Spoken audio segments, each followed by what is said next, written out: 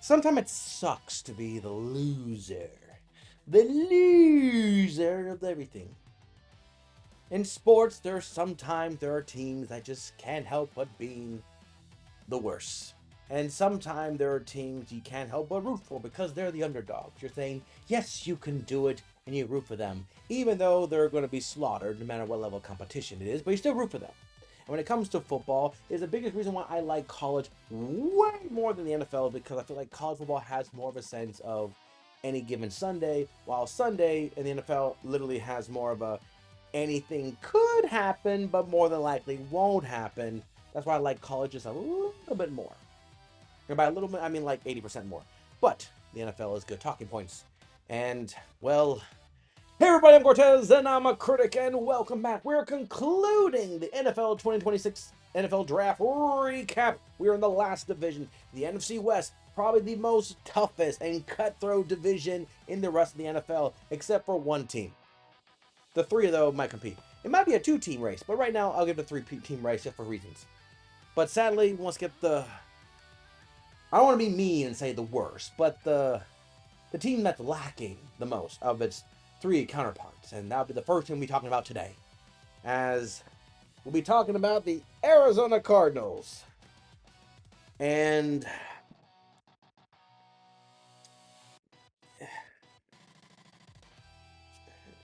let's talk about them.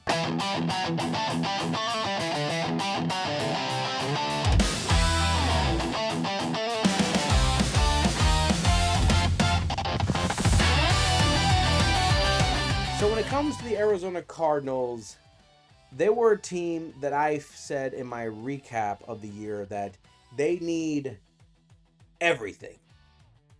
Everything.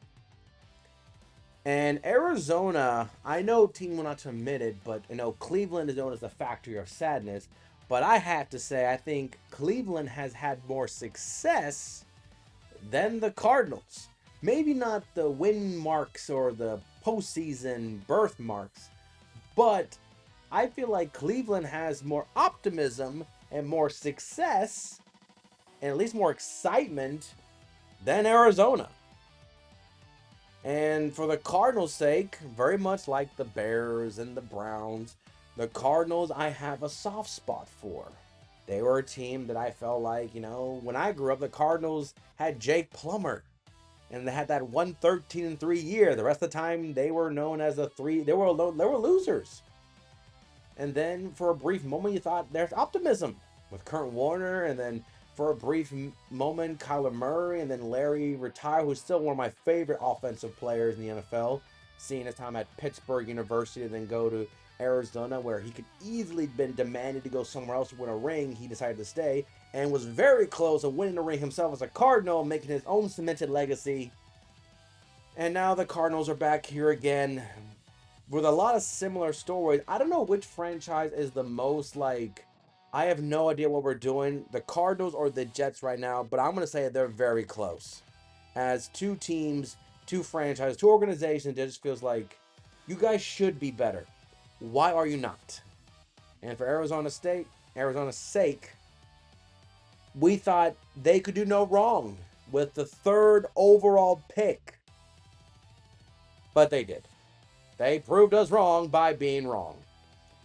So, with the third overall pick in the 2026 NFL Draft, the Arizona Cardinals selected Jeremiah Love, running back, Notre Dame.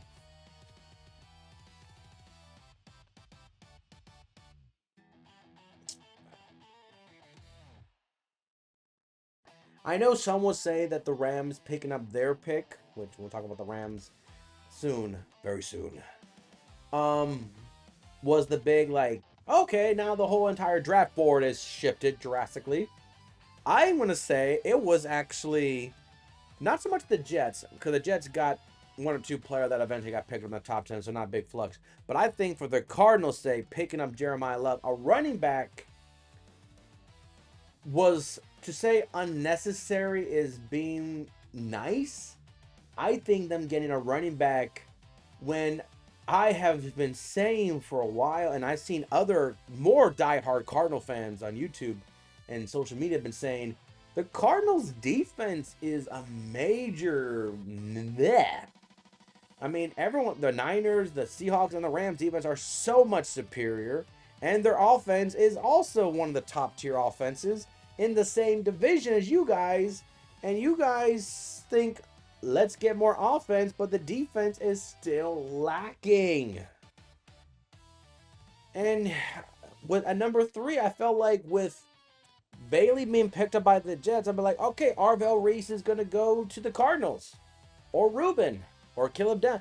I was almost willing to bet a house I don't have you were going to go defense first, because you had every possible defensive player first.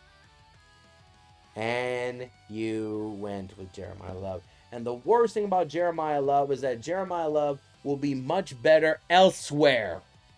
I will even say any other team would make Jeremiah Love better than the Cardinals.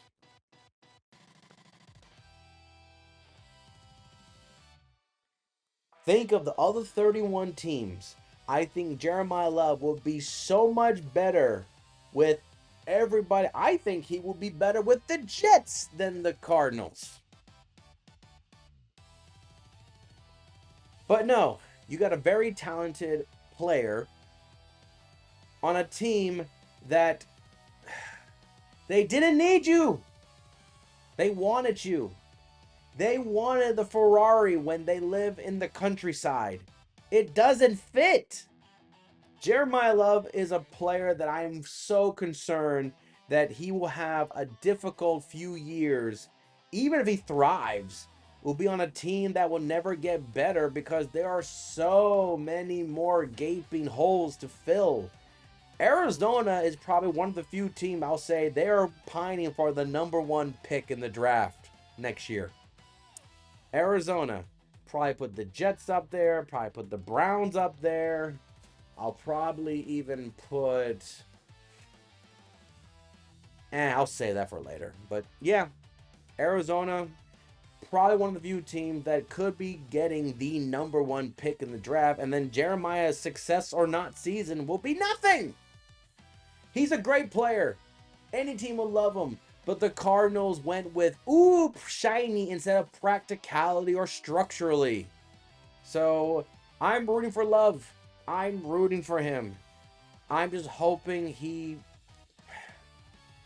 does well and gets him a McCaffrey. Does well and goes somewhere else where he can thrive. Because he is going to be carrying so much weight on his shoulders that he should not be having to. Especially with a very disrespect to running backs, one of the reasons age of 25, 26. Love's career is already shorter with a team that's already fundamentally not structured for any sense of a threat of a competitive season. Then we go to the second round. With the 34th overall pick in the 2026 NFL Draft, the Arizona Cardinals selected Chase Bistontes, offensive guard, Texas A&M. I've always said offensive guard, interior offensive line, meant to benefit the run. And when you guys got an offensive lineman interiorly, I can't help but feel like that is your cue to basically, in a way, cement Jeremiah Love as the right acquisition. 6'5", 315. He's the number 2 best interior offensive lineman. The first one, was, of course, is Vega from Penn State.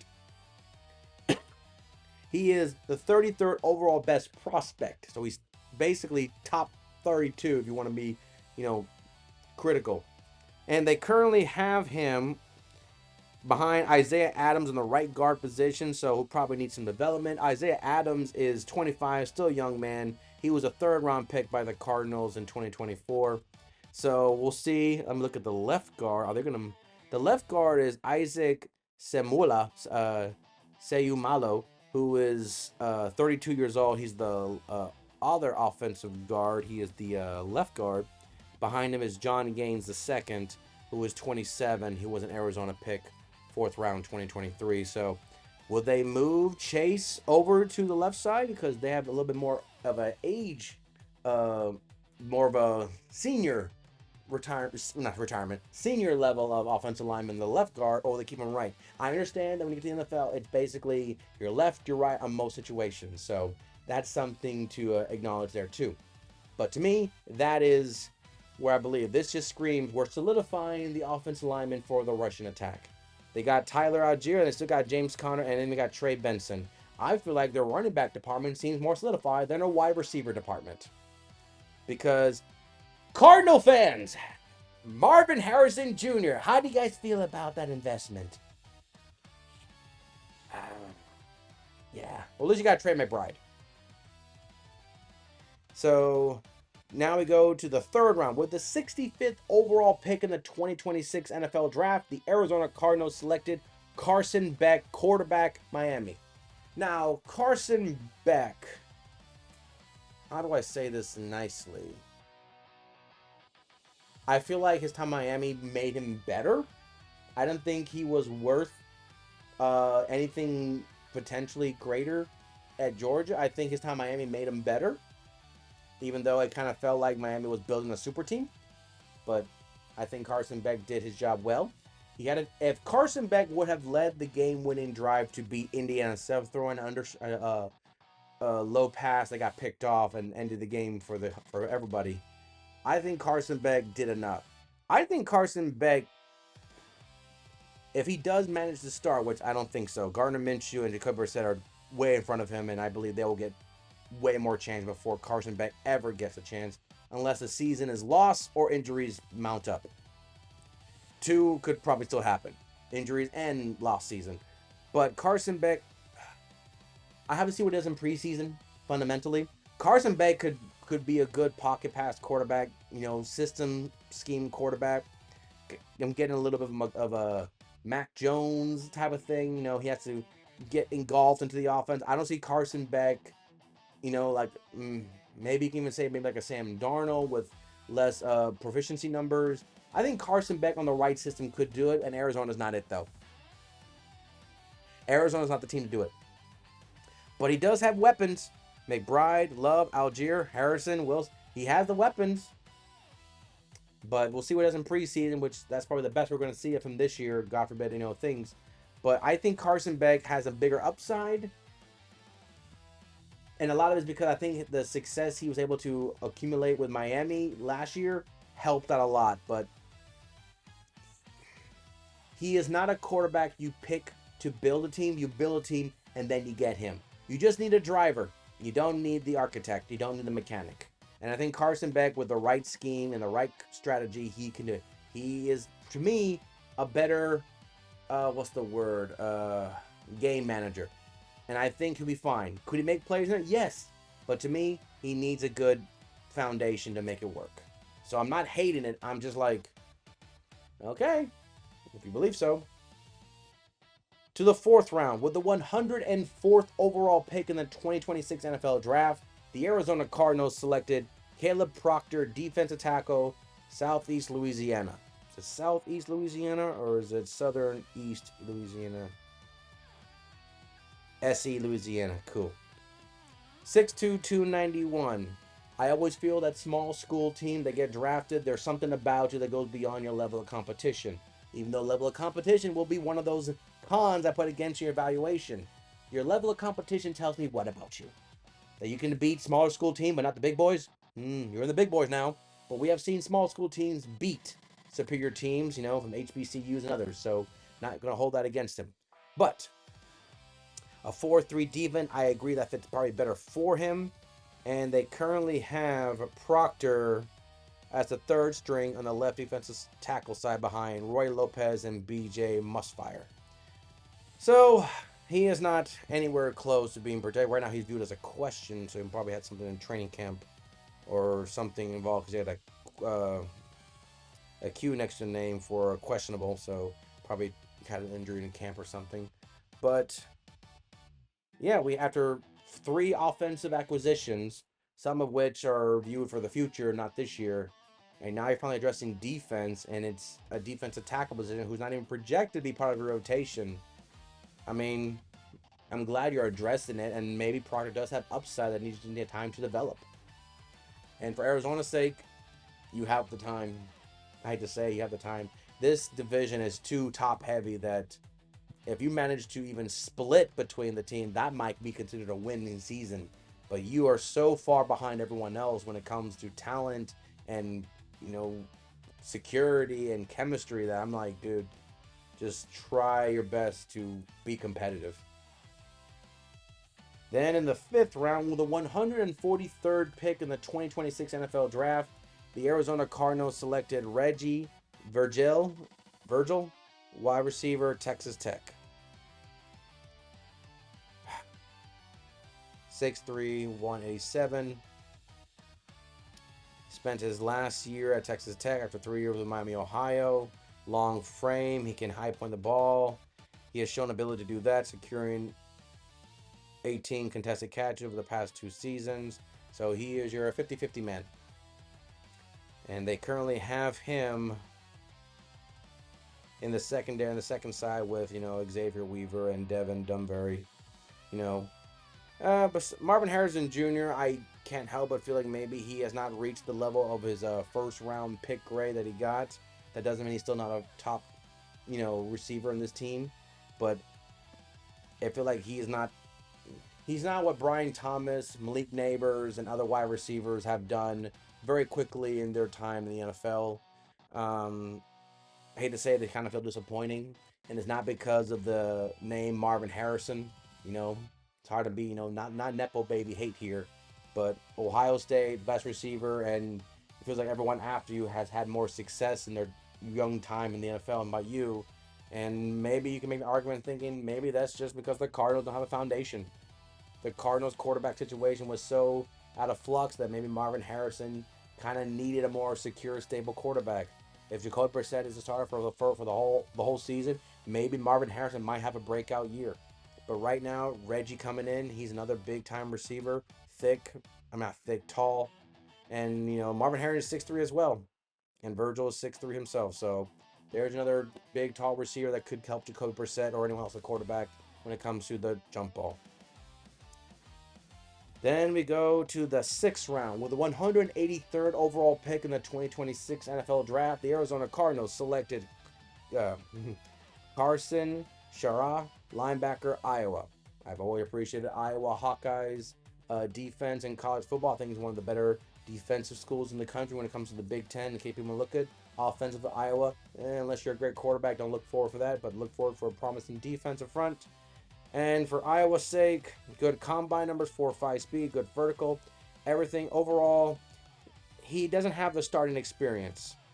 So he probably needs more development, more thing, which I feel like for the Cardinals, that's perfect for them. His upside is not fully exposed. He has time development. He's young. That means he's not a lot of wear and tear in college. Sometimes those college players that played, 4 years, but really had one good year of starting, and still get drafted. It'd be like there's 2 or 3 years that he didn't wear his body down with injuries and muscle tear and basically just still have that youthful energy. Maybe that's an upside for them. But for the Cardinals, this is another player that I feel like they don't have to thrust him into the lineup right away. Let him develop. Let's see where they currently have him. They have him as a third stringer. Yep. So we'll see.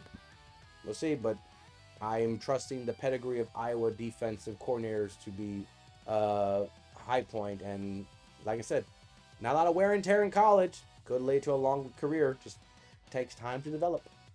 And for Arizona, that's like wishing upon a star. And then we conclude with their 7th round pick.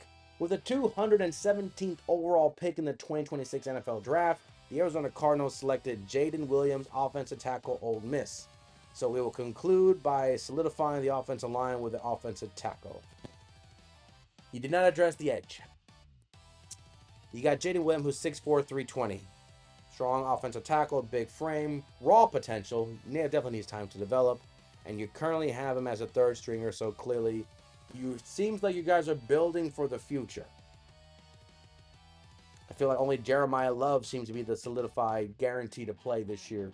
Reggie maybe as well, but it feels very much like you're preparing to develop these young men for the future, not so much this upcoming year.